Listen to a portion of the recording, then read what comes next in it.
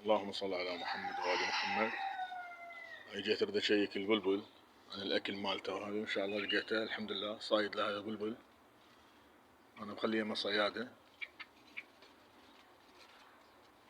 اللهم صل على محمد وآل محمد. رزق هذا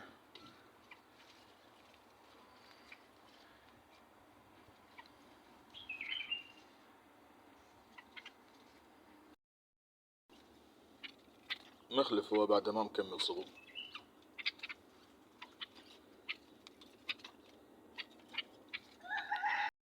هذا رزق الصبح بعد مخلف، شوفه